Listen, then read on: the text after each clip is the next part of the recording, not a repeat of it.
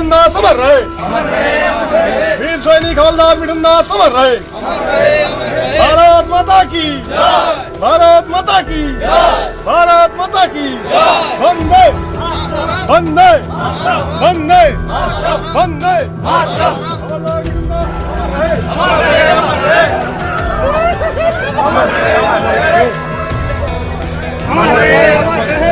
দেশের বীর সেনানী মিঠুন দাসের অকাল প্রয়াণ রাষ্ট্রীয় মর্যাদায় শেষকৃত্য সম্পন্ন দেশের সেবায় আত্মনিবেদিত মেদিনীপুরের বীর সন্তান মিঠুন দাসের অকাল প্রয়াণে শোকের ছায়া নেমেছে পশ্চিম মেদিনীপুর জেলার বেলদা থানার হরিবান এলাকায়। 2004 সালে ভারতীয় সেনাবাহিনীতে যোগ দেওয়া 38 বছর বয়সী এই লড়াকু জওয়ান 15 রাজপুত রেজিমেন্টে হাবিলদার পদে কর্মরত ছিলেন। জানা গিয়েছে, শিলিগুড়ির বিন্নাগুড়িতে কর্মরত অবস্থায় হোলির পরের দিন হঠাৎ ব্রেন স্ট্রোকে আক্রান্ত হন তিনি। গুরুতর অসুস্থ অবস্থায় তাকে কলকাতার কমান্ড হাসপাতালে ভর্তি করা হয়। সেখানে কয়েকদিন মৃত্যুর সঙ্গে লড়াই করার পর শনিবার মৃত্যু হয় তার। রবিবার জাতীয় পতাকায় মোড়া অবস্থায় তার মরদেহ যখন নিজ গ্রামে পৌঁছয় তখন শোকস্তব্ধ হয়ে পড়েন পরিবার, পরিজন ও গ্রামবাসীরা। শেষবারের মতো প্রিয় মানুষটিকে দেখতে ভিড় জমান এলাকার বহু মানুষ। সহকর্মীদের কথায় জম্মু কাশ্মীর সহ বিভিন্ন দুর্গম সীমান্ত এলাকায় অত্যন্ত সাহসিকতার সঙ্গে দায়িত্ব পালন করেছেন মিঠুন দাস। তিনি যেমন দক্ষ জওয়ান ছিলেন, তেমনি একজন কৃতি খেলোয়াড় হিসেবেও পরিচিত ছিলেন সহকর্মীদের মধ্যে। স্ত্রী ও 11 বছরের এক পুত্র সন্তানকে রেখে চিরবিদায় নিলেন এই বীর সেনানী। রবিবার তাকে পূর্ণ রাষ্ট্রীয় মর্যাদার সঙ্গে শেষকৃত্য সম্পন্ন করা হয়। তার এই আকস্মিক প্রয়াণে শুধু পরিবার নয়, গোটা এলাকা তথা দেশ হারালো এক সাহসী রক্ষককে। আপনি আপনি কথা কম বলুন না, আপনি ভিডিও করুন, আপনি কথাবার্তা মুখ সামনে বলুন না, আপনি কম কথা বলুন, আপনি কথাটা আপনি কম করে ভাই যাও। आर्मी राजपूत रेजिमेंट से ताल्लुक रखता था। एक अच्छा सोल्जर होने के नाते बहुत अच्छा इंडियन आर्मी में काम भी किया, स्पोर्ट्स भी किया और स्पोर्ट्समैनशिप भी था उसके अंदर।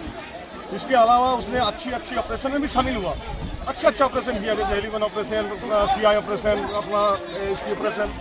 तो वो राजपूत रेजिमेंट से ताल्लुक रखता था, 15 राजपूत के अंतर्गत था।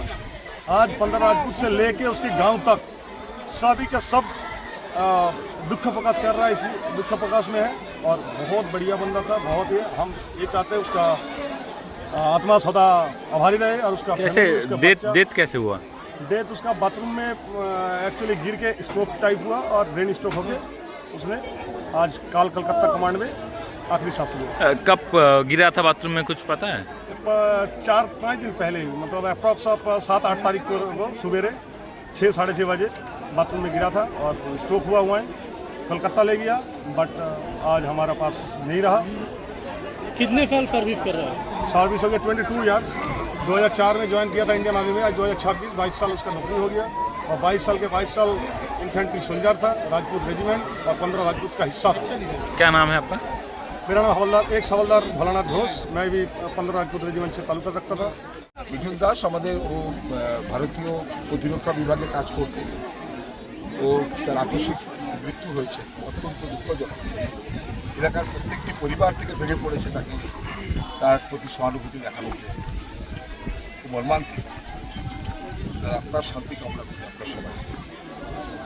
মা ওয়েলফেয়ার ফাউন্ডেশন নেশা মুক্তি ও পুনর্বাসন কেন্দ্র বিজ্ঞানসম্মত আধুনিক পদ্ধতি ও অভিজ্ঞ চিকিৎসকদের দ্বারা চিকিৎসা ও কাউন্সেলিং করানো হয়। নেশার প্রবণতা থেকে বের হওয়ার জন্য চাই সৎ ইচ্ছা। এই নেশাসক্ত ব্যক্তিদের নানান সমস্যার সম্মুখীন হতে হয়। তারা চাইলেও এই পথ থেকে বেরিয়ে আসতে পারেন না, হতাশ ও একাকিত্ব বোধ করেন। তাদের ভুল পথ থেকে স্বাভাবিক জীবনে ফিরিয়ে আনতে আমরা বদ্ধপরিকর। মাদকাসক্ত ব্যক্তি পাগল নয়, খারাপ নয়, তারা শুধুই অসুস্থ। প্রয়োজন শুধু সঠিক চিকিৎসা।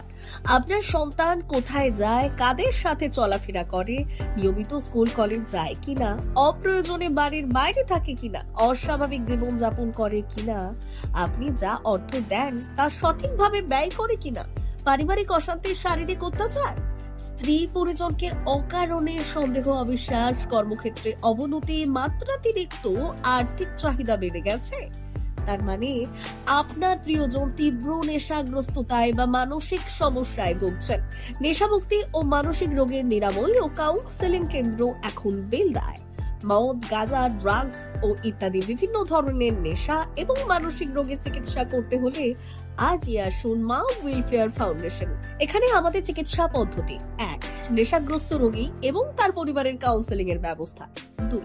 নিয়মিত যোগ, প্রাণায়াম ও ধ্যানের মাধ্যমে এবং মোটিভেশনাল ক্লাসের মাধ্যমে রোগীকে সুস্থ করা। 3. নিয়মিত ডাক্তারি পরিষেবা ও অভিজ্ঞ সাইকোথেরাপিস্ট দ্বারা কাউন্সেলিং এর ব্যবস্থা প্রদান। 4. প্রত্যেক রোগীর নিজস্ব শারীরিক এবং সামাজিক বৈশিষ্ট্য অনুযায়ী পৃথক পৃথক কাউন্সেলিং এর ব্যবস্থা, অভিজ্ঞ পরামর্শদাতার পরামর্শ প্রদানের ব্যবস্থা। 5. অনিচ্ছুক রোগীদের বাড়ি থেকে চিকিৎসা কেন্দ্রে নিয়ে আসার ব্যবস্থা করা হয়। বিশ্ব স্বাস্থ্য সংস্থা দ্বারা অনুমোদিত মদ, গাঁজা, ড্রাগস ও মানসিক রোগে চিকিৎসা করতে হলে আজই আসুন মা ওয়েলফেয়ার ফাউন্ডেশন, বেলদা থেকে। যোগাযোগ করুন আমাদের সঙ্গে। Mobile number 9144587202। মা ওয়েলফেয়ার ফাউন্ডেশন, বেলদা, কেশিয়ারি মোড়, রেলগেটের কাছে, মোহাম্মদপুর। মেদিনীপুর জেলার ফার্নিচার জগতে স্বনামধন্য প্রতিষ্ঠান দাস ফার্নিচার এখন আপনার শহর বেলদাতে। বিয়ে বাড়ি কিংবা বাড়ির সৌন্দর্য ফেরাতে আজই আসুন আমাদের মেগা শোরুমে। শপিং স্বাদ পূরণ করবে মেসার্স দাস ফার্নিচার, বেলদা, কেশিয়ারি মোড়, হসপিটাল যাওয়ার রাস্তায়, বিএসএল অফিসের পাশে, পশ্চিম মেদিনীপুর। এখানে পাবেন নিজস্ব কারখানায় তৈরি সমস্ত প্রকার কাঠের ও স্টিলের ফার্নিচার।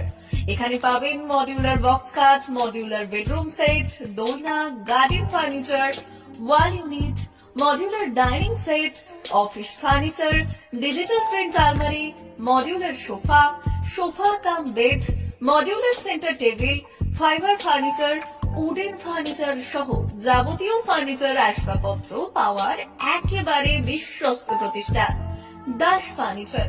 দাস ফার্নিচার এখন আপনার শহর বেলদাতে। আমাদের dealership: Bharat side, Quanto furniture, Hasmukh furniture, smart furniture, supreme furniture, Kurlon mattress, century mattress, classic mattress ইত্যাদি। বিশেষ দ্রষ্টব্য: প্রোডাক্টের গুণগত মান ও দাম যাচাই করে মাল কিনুন। মেসার্স দাস ফার্নিচার, বেলদা, কেশিয়ারি মোড়, রেলগেটের কাছে। বাড়ির সৌন্দর্য ফেরাতে আজই চলে আসুন দাস ফার্নিচারে। নিয়ে যান সুলভ মূল্যে যাবতীয় সামগ্রী।